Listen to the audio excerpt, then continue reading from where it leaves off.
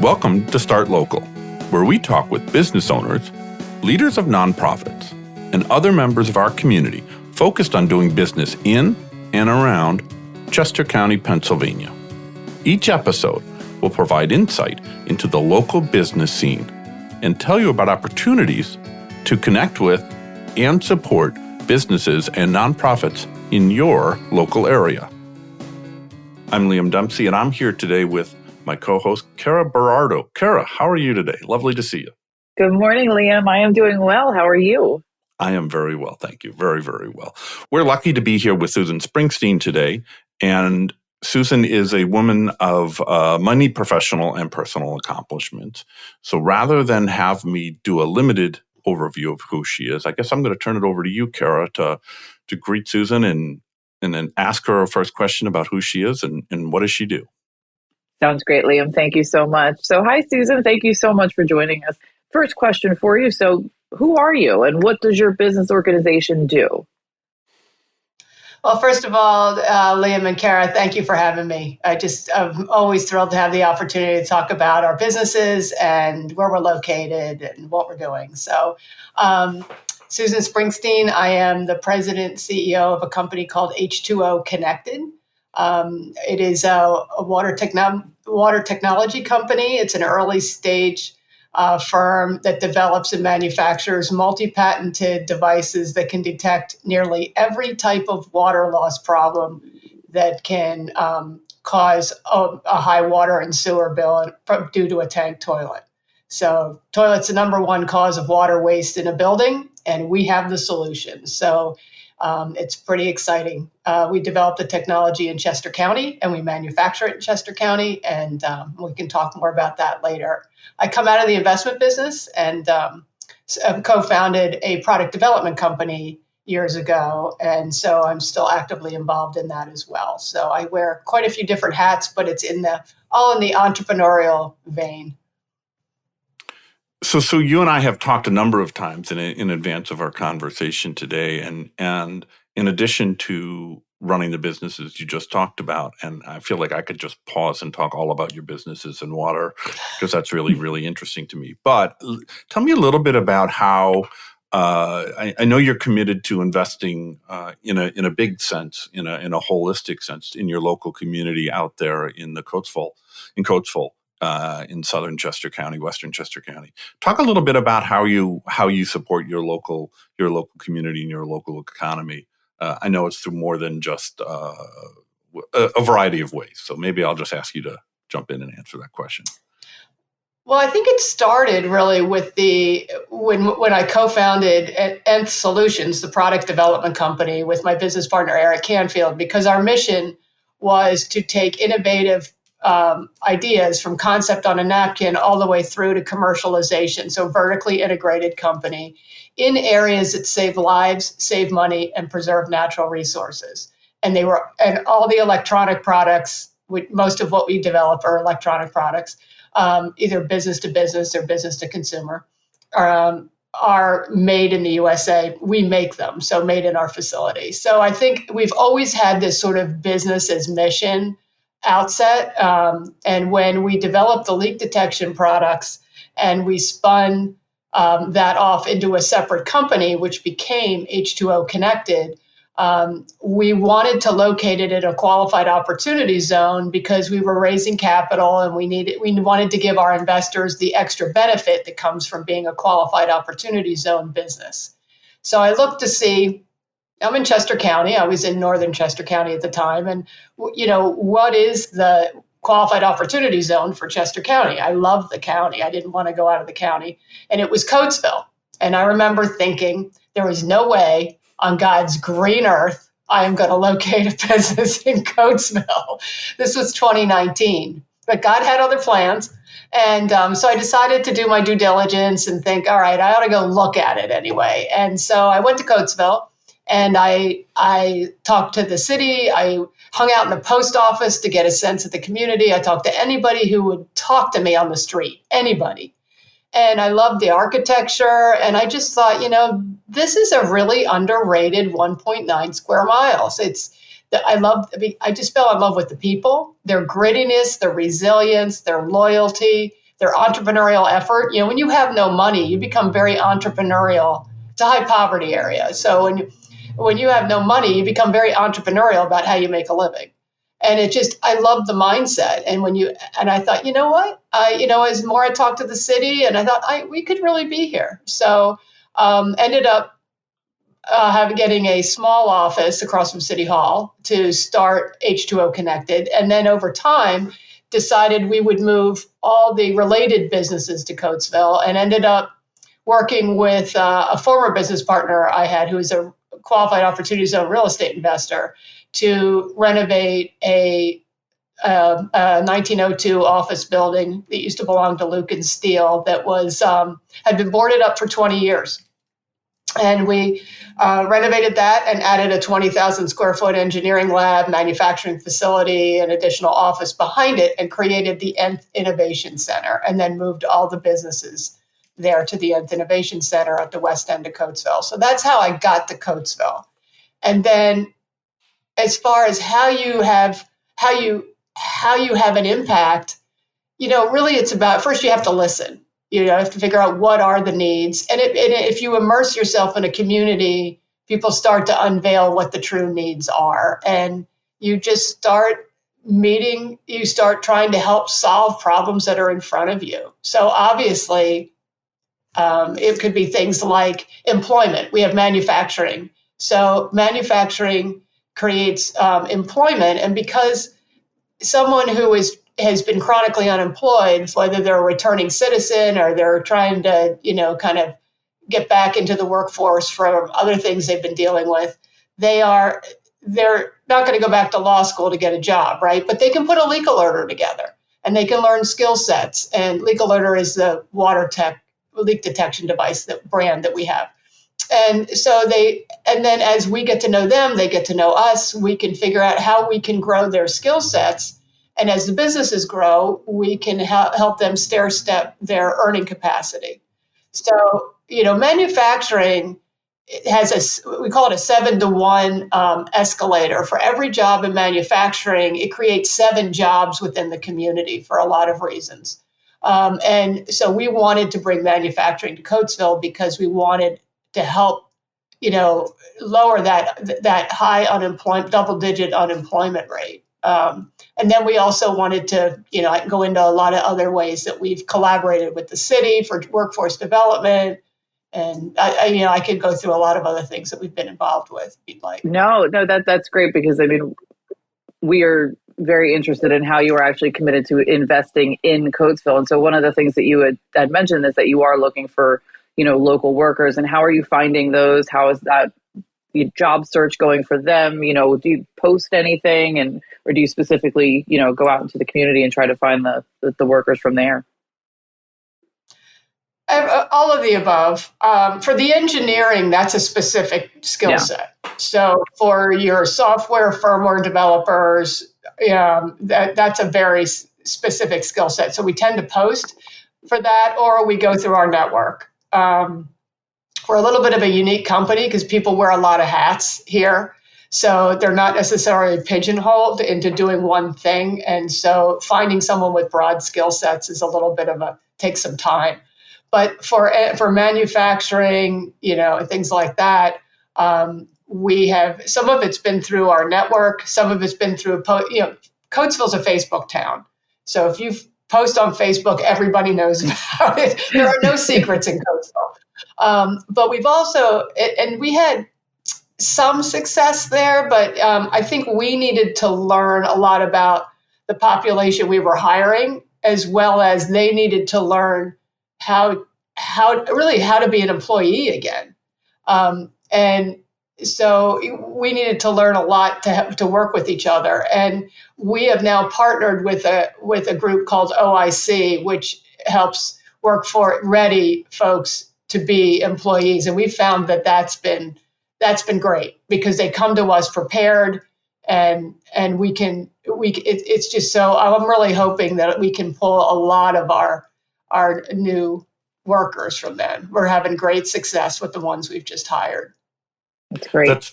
That's really interesting. You're talking about having to listen to your local community, your employee pool, your community pool, your neighbors, if you will, and they're having to learn how to work with you.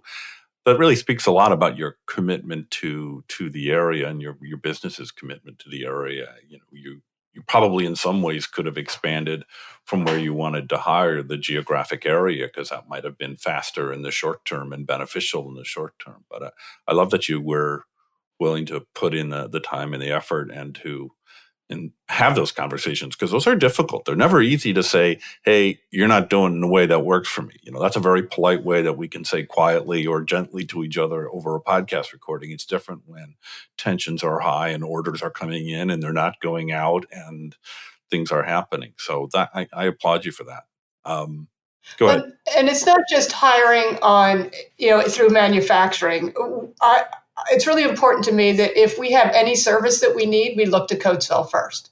So our landscaper is from Coatesville. Our cleaning service is from Coatesville. If I need packaging, I look to the guy in Coatesville, Vinny Zambuto, who does packaging and signs. If I need painting, this building was painted by Family First Painting, which is in Coatesville, David Phillips. We try to, when I first got here, we did the building. I didn't know a lot about the businesses in Coatesville that are community-based, because a lot of them are below the radar screen. But one of the things that we've done is we've collaborated with the city and other nonprofits to work with some of these community businesses. How do you take those small, below the radar screen or even like side hustles, and to help them grow them into legitimate, I don't want to say legitimate because they were legitimate businesses before, but into businesses that can scale and can be sustainable and can start to provide some real family income so that they have choices and they can afford to buy their homes. And that's to me how you fight the whole gentrification thing. Because if you can help, if a rising tide truly does raise all boats, and you can help bring the community with you as we're growing, then they can do the things that are important. The community can stay here and they can do the things that are important to them. If they want to buy a house, they can. If they want to continue to rent, they can. If they want to spend more money at local restaurants, they can. If they want to grow their business, they can. Yeah. They can become the masters of their own destiny in a sense. And that's really empowering for us to have, we're not the whole solution. Sure. We're part of the solution, but there's a lot of people here now rowing in the same direction, as we're all trying to move Coatesville forward. And it's pretty exciting to be a part of. Yeah, I get that. You raised a really interesting point that I want to ask you to explore with us just a little bit. You talked about finding local area businesses that are below the radar. And, we have this idea that if I can just search painters near me or plumbers near me, but that requires the plumbing business and the painting business on the other side to have the time, the space, and the knowledge of how to do that, right? You can do it all from your phone, but if it's a side hustle or you're a one or a two person band, and if you're not painting or plumbing, you're not making money, it's hard to do that. Talk a little bit more, if you would, about how you found those businesses. You mentioned that you worked with the city, but what did that look like? How did that come about? How did you make that a viable way to find reliable vendors in your area? Well, I think having been connected to the city was certainly a big part of it. When you're only 1.9 square miles, you have access in a way that I wouldn't if I was in Philadelphia, right? So we have a really good relationship with the city. I have good relationships with city council, with the city manager, with the finance director. I have direct access. So, and we sit around the table and we collaborate and we share ideas, and it's very much a collaborative effort. But when I first got here, I was committed to keeping my mouth shut and my ears open for a pretty long period of time, because the last thing this community needed was one more outsider to come in and tell them what they needed and how I was going, come in with a cape, how I was going to save them from whatever. So I wanted to build the building, and I had an idea and figured, I saw the statistics at the time. I think the poverty level was 36%, and the median family income was $36,000 in Chester County, which is nothing. And we had an unemployment rate in the double digits. And so you knew that workforce development was going to be part of it. So I thought, all right, we can focus there. But I got to know, I thought, who are the community members?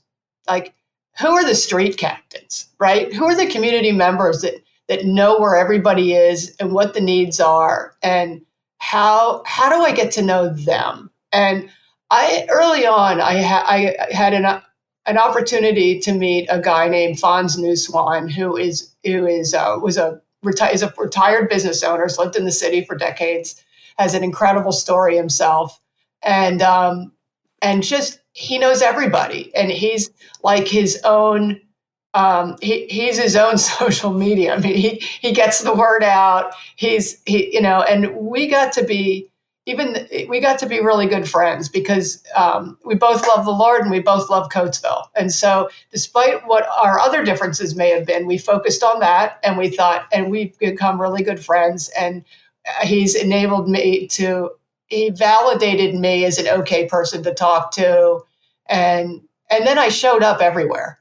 I was at anything I got invited to, any event that was happening. If they were picking up trash on Coat Street, I was there. If they were having Unity Day, I was there. And it wasn't a manipulative way.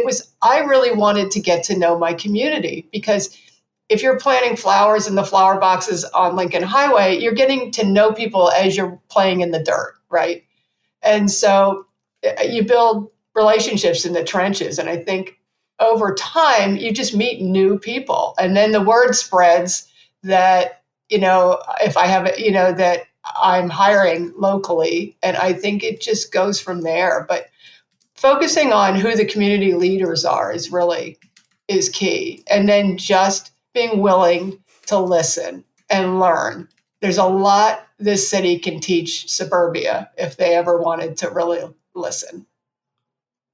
That's really, really interesting, and leads us into our next question, because you've talked so much about getting to know the local area and spending time at all these events. And I really want to ask you what hanging out in the post office all day long was like, but we'll leave that for now.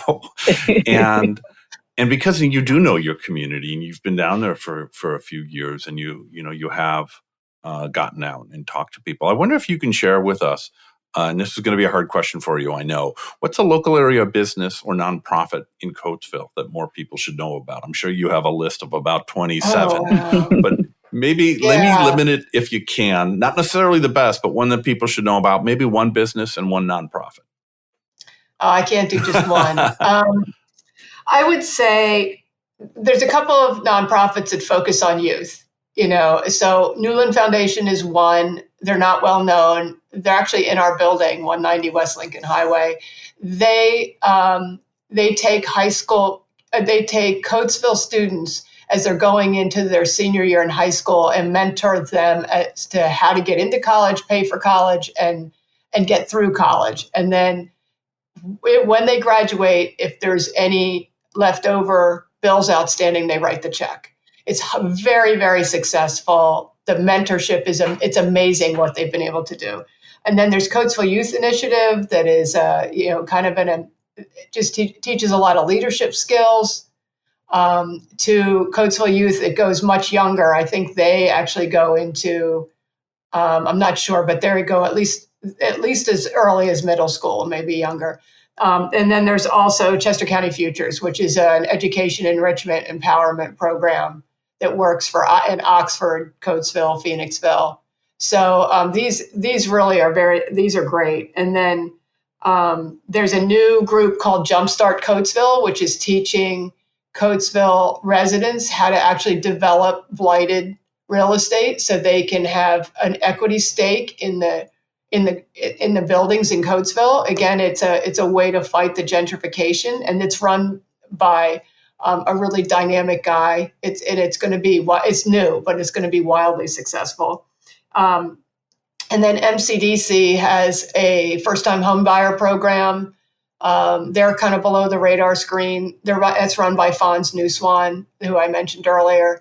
They have a first-time home buyer program. They also have a credit repair program. So they help people in the community, repair their credit so they can qualify. And the first-time home buyer program will give you $20,000 towards a down payment for your first home. So it's significant.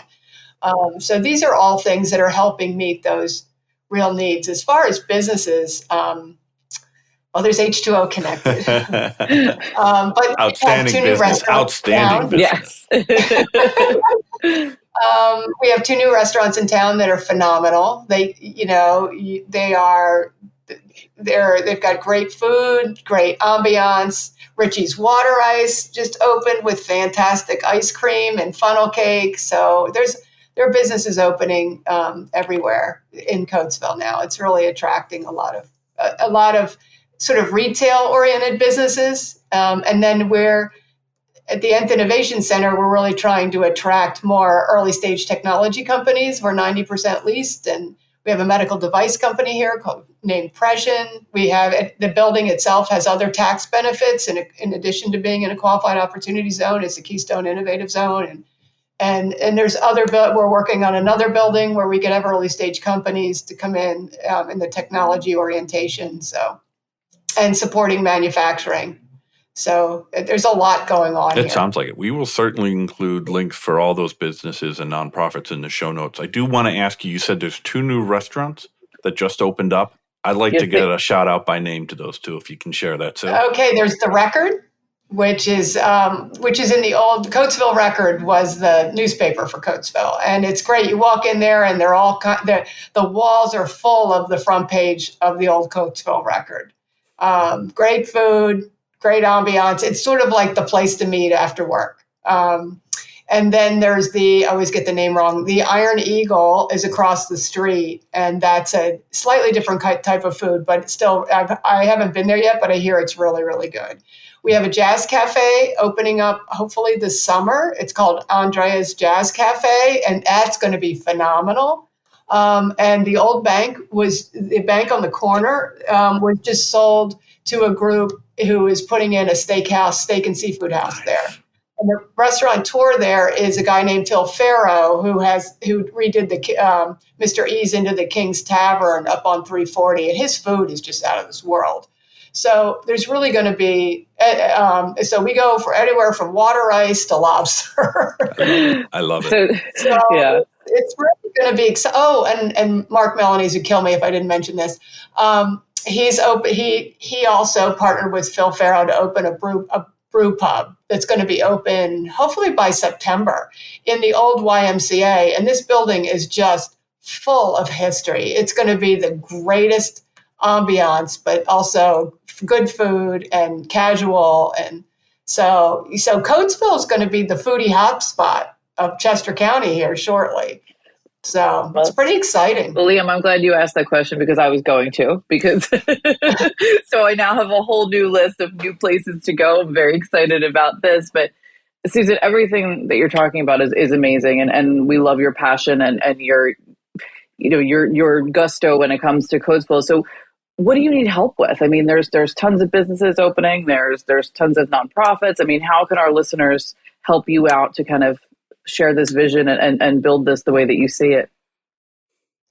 Well, from a business perspective, we have an early stage company, and we don't have a lot of brand awareness. It's something that we're working on. So getting the word out that the number one cause of their high water bill is a leaking toilet. So people know that they need to have devices that will tell them when their toilet is wasting water or running up their water and sewer bill. Little known fact, a running toilet, when the chain hangs up, and it happens often, that you're wasting 4.5 to 5.5 gallons per minute. So if you flush the toilet, chain hangs up, you don't realize it, and you go to work and it runs for 8 hours, or you go away and it runs for 24 hours, that's 7,000 gallons of water, and it's $100 a day in our area. So, I mean, it's a significant, because you're paying for water and sewer. Right. So and then just a little leak you don't know anything about can be 200 gallons a day. And it all adds up. So we have a device that we sell on Amazon and on our website. Our website's our website is leakalerterpro.com. And we sell the Leak Alerter 6000 on Amazon and on our website, and that's the homeowner version. Hang it on your toilet, takes 5 seconds to install, and it'll tell you when you're in the bathroom. When you flush the toilet during the flush cycle, it'll tell you if it's working fine or if you have a problem and what the problem is you need to fix.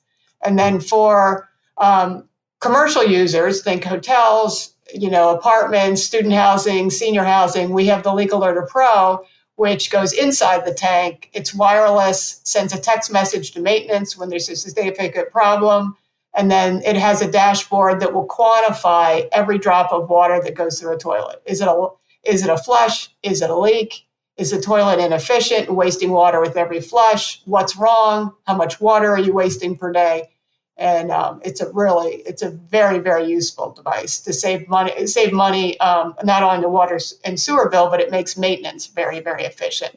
So it's got a lot of benefits to it. So I will definitely be passing your information on. I was just speaking with a customer last week who's a condo association, and she was giving me a lot of the same information that you just gave about the water and the toilets, and it was all brand new to me and brand new to her when she had an issue with the water running up. So I've taken notes, and I will be on Amazon as soon as we hang up the call. So thank you very much. Yes, they can always call me too. I mean, I'm happy to. I'll talk to anybody. People don't realize water is just becoming an issue, especially in our area. In California, it's been an issue for a while, although they don't really charge much for water out there. So there hasn't been a lot of incentive for homeowners to save, other than just being pressured by their neighbors.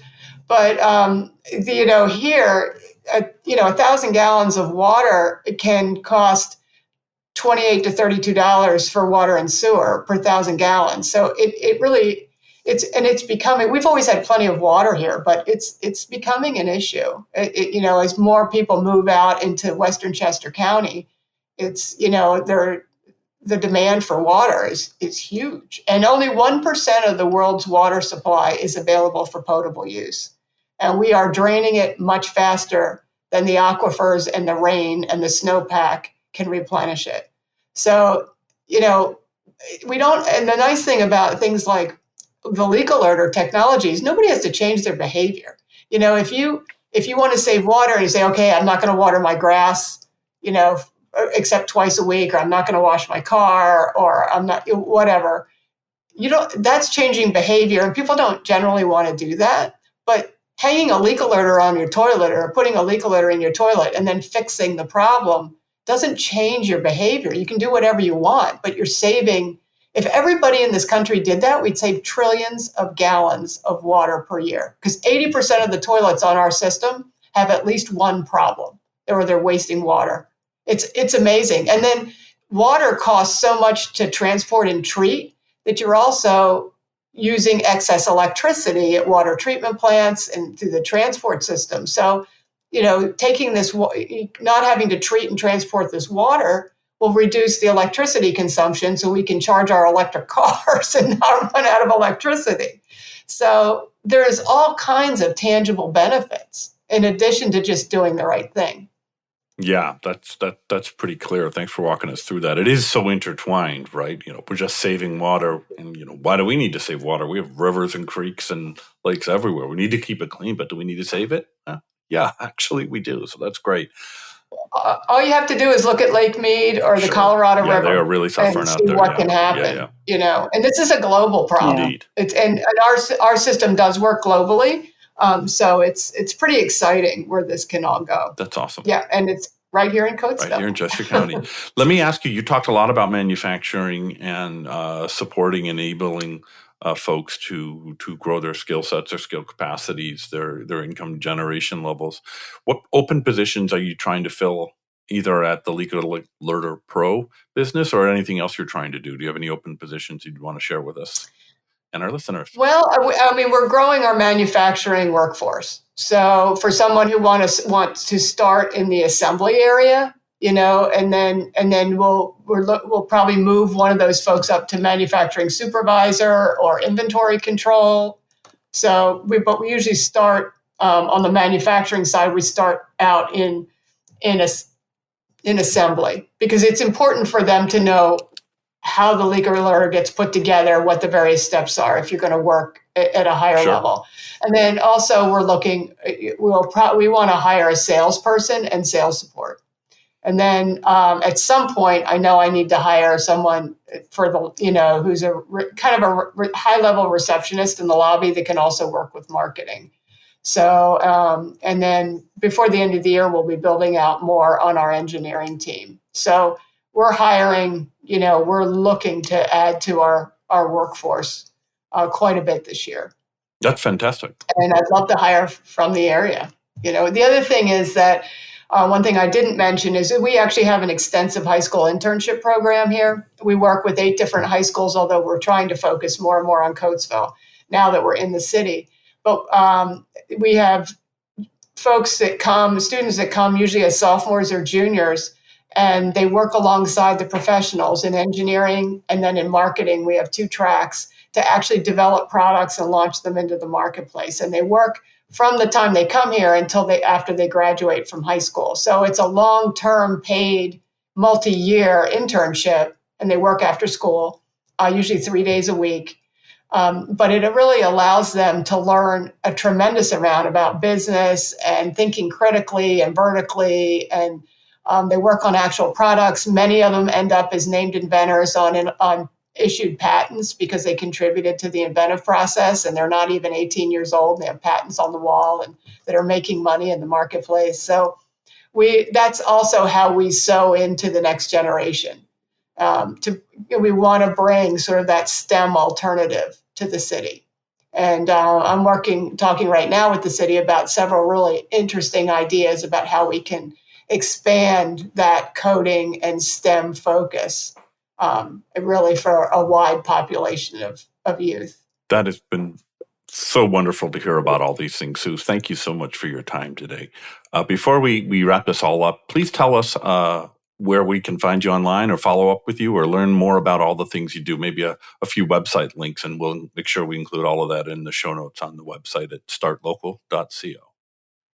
Sure. H2O Connected and the Leak Alerter products is our website is www.leakalertor, LEAKALERTOR, pro.com. And then my email is Susan, SUSAN, .Springsteen, SPRINGSTEEN, at h2oconnected.com. And then the product development company, we're in the process of updating our website, so don't judge us by our website, is www.nth, N is in Nancy, T is in Tom, H is in horse, -solutions, plural.com.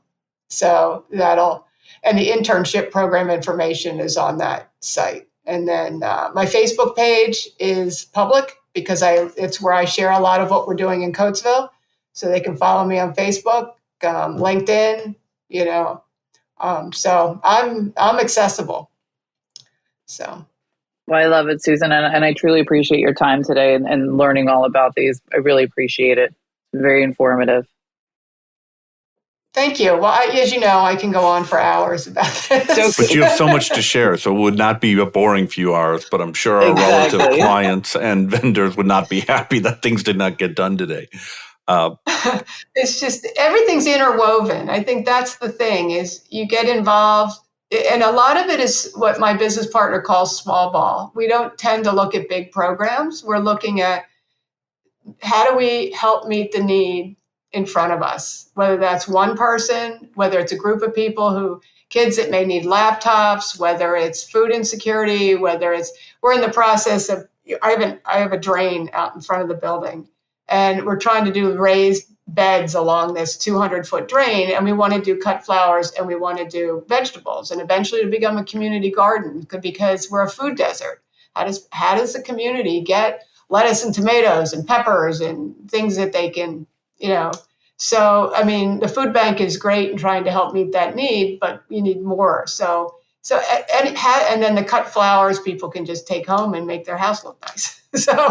And feel good about themselves. So, how do we use these different how do we just improve quality of life in Coatesville and empower people to accomplish what their mission on earth? What is it that's important to them, and how do we empower them to accomplish that? And there's so many different ways.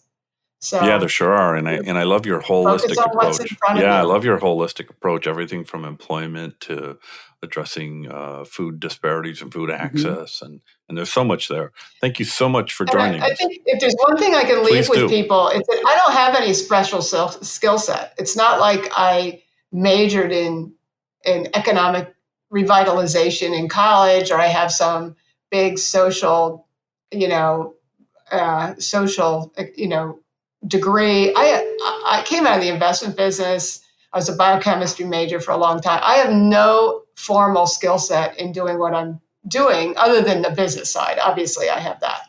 But it's what people, you just learn. You ask questions and you figure it out, and you learn and you ask for help. And so people shouldn't be intimidated by trying, if they see a need, to meet it, because anybody can do this. I mean, like I said, I'm just me. And so I would just encourage other people to take, if they see a need, if they see a problem, be part of that solution bloom where you're planted, right? And I'm planted here, and I hope to bloom here. That's awesome. Thank you so much. And thanks everybody for listening to the Start Local show. We invite you to go over to the website and subscribe so you can get all the latest podcasts right into your email inbox or to your preferred podcast platform. We're online at startlocal.co. Thanks everybody. Have a great day.